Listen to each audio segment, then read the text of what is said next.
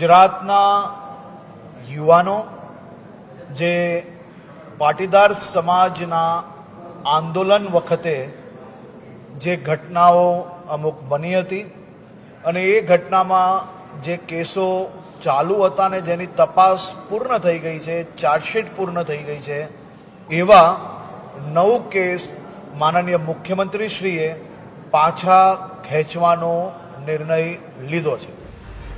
પાટીદાર આંદોલનકારીઓ પરના કેસ પરત ખેંચવાની માંગણી 2015થી થઈ રહી હતી, પણ સરકારે 10 વર્ષે કેસ પરત ખેંચવાની જાહેરાત કરી। રાજ્યમાં વર્ષ 2015માં પાટીદારો દ્વારા અનામત આંદોલન છેડવામાં આવ્યું।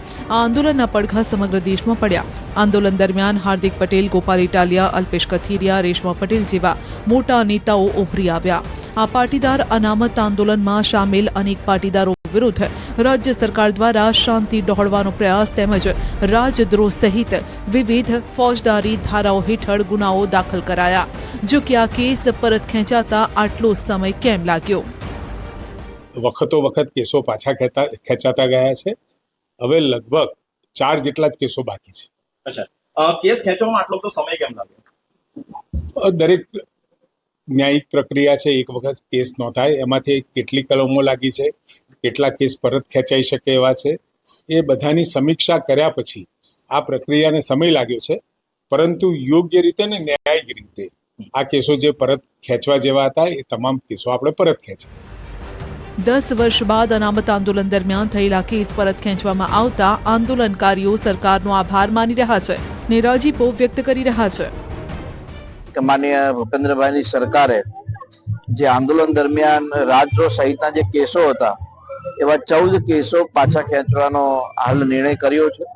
એટલે આજે પુનઃ એકવાર ધાંગધ્રા મારા માટે સુકન્યાળ સાબિત થયું છે અને એની અંદર એ કેસોમાં લગભગ કલોલ, મહેસાણા, સુરત અને અમદાવાદ એવા લગભગ 14 કેસો છે અને લગભગ 30 થી 35 યુવાનોને આ કેસ પાછા ખેંચવાના કારણે લાભ થશે અને આંદોલનના કારણે જે બિન અનામત આયોગ નિગમ બન્યો, 1000 કરોડ યુવા સ્વાવલંબન યોજના બની અને 10% આર્થિક ધોરણે અનામતનો પણ લાભ મળ્યો। એટલે હું માન્ય રાજ્ય સરકારનો અને કેન્દ્ર સરકારનો વિશેષ આભાર પણ વ્યક્ત કરું છું। કેસો પૈકી અલ્પેશ કથિરિયા, હાર્દિક પટેલ, ચિરાગ દેસાઈ, વિપુલ દેસાઈ અને મારો આ કેસમાં સમાવેશ થયો છે।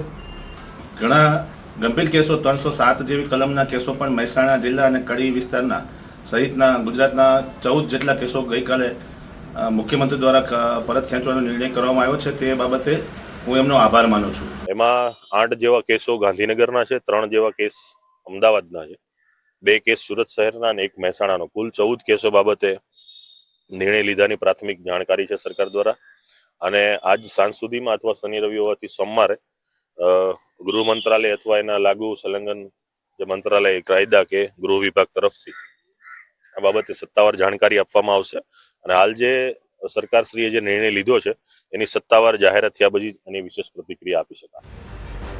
ખોડલધામ ટ્રસ્ટે પણ આ કેસ પરત ખેંચાતા સરકારનો આભાર માન્યો। સાથે જ નરેશ પટેલે પણ કહ્યું કે સરકારના નિર્ણયથી તમામ પાટીદાર દીકરા દીકરીઓને મોટી રાહત મળશે। આમ તો શરૂઆતથી જ આ કેસ થયા પછી ખોડલધામ ટ્રસ્ટ ગુજરાત સરકાર વચ્ચે તાલમેલ મિલાવી અને જલ્દીથી જલ્દી આ કેસો પાછા ખેંચાય એના પ્રયત્નો હંમેશા કર્યા છે અને આજે એનું પરિણામ મળતા ફરીથી મુખ્યમંત્રીશ્રીનો આભાર માનું છું અને આ બધા દીકરા દીકરીઓને ખૂબ રાહત મળશે એવી લાગણી સાથે આપ સૌને મારા જય મા ખોડલ। બીજી તરફ તત્કાલીન આંદોલનકારી અને હાલ કોંગ્રેસના નેતા મનોજ પનારાએ કહ્યું છે કે સરકારને પોતાની ભૂલ સમજાય છે એટલે એમાં આભાર માનવાનો ન હોય। સીધી રીતે કહીએ ગુજરાતી અને કાઠિયાવાડી ભાષામાં એમ કહેવાય કે થૂકેલું સરકાર ચાટી રહી છે એટલે આનો કઈ આભાર માનવાનો ન હોય।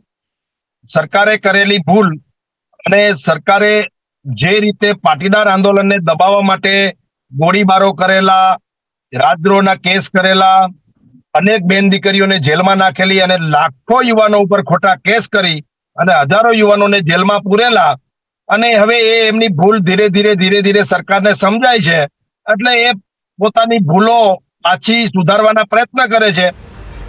પાટીદાર આંદોલનના રાજદ્રોહના કેસ પરત ખેંચાતા કગથરાએ ચાબખા માર્યા ને સવાલ કર્યા કે ભાજપમાં ભળ્યા એટલે રાજદ્રોહમાંથી રાષ્ટ્રભક્ત થઈ ગયા।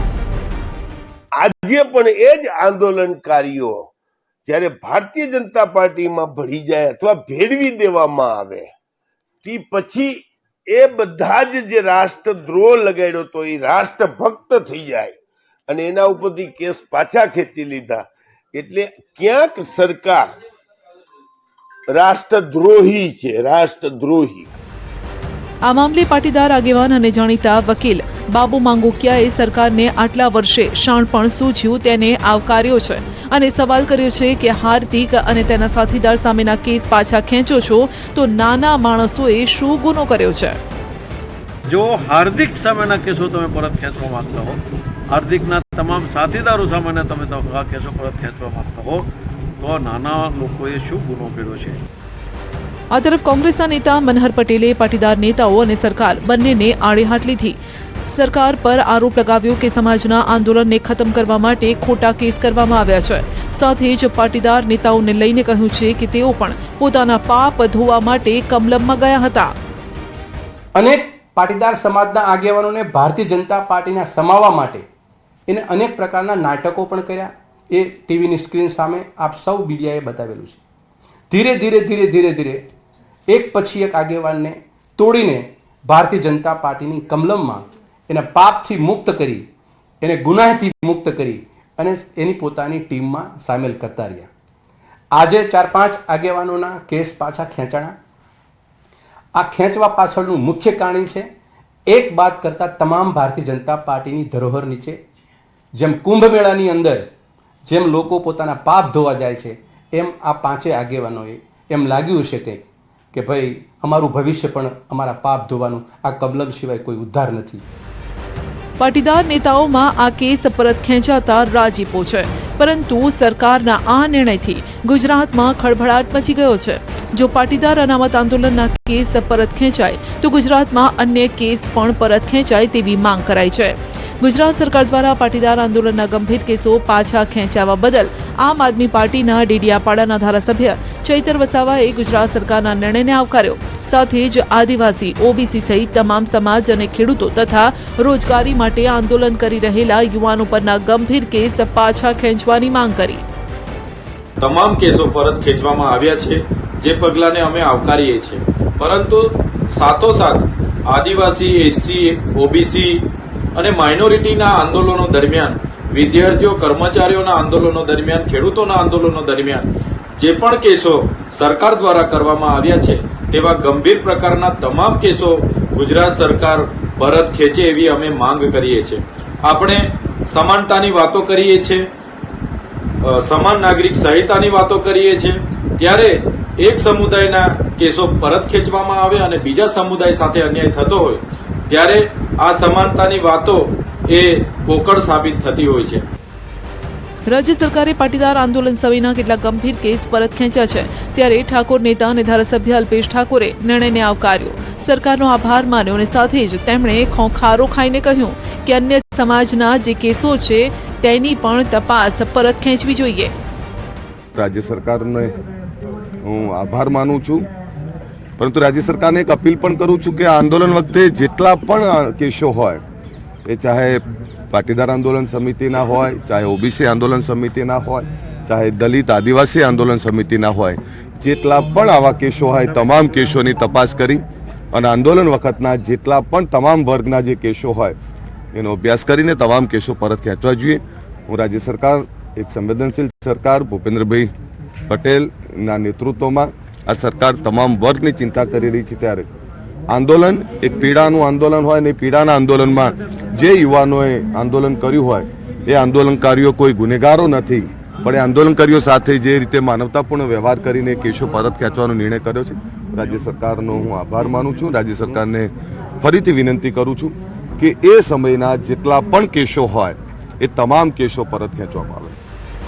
આમ સરકારે કેસ પરત ખેંચવામાં દિલ મોટું રાખ્યું છે, પક્ષાપક્ષીથી ઉપર જઈને માફી આપી છે. જો કે આ માફી દિલથી આપી છે કે તેનું પાછળ કોઈ રાજકીય ગણિત પણ છે. પાટીદારોના કેસ પરત ખેંચાતા અન્ય આંદોલનકારીઓના કેસ પરત ખેંચવાની માંગણી પણ બુલંદ સ્વરૂપે ઉઠી રહી છે.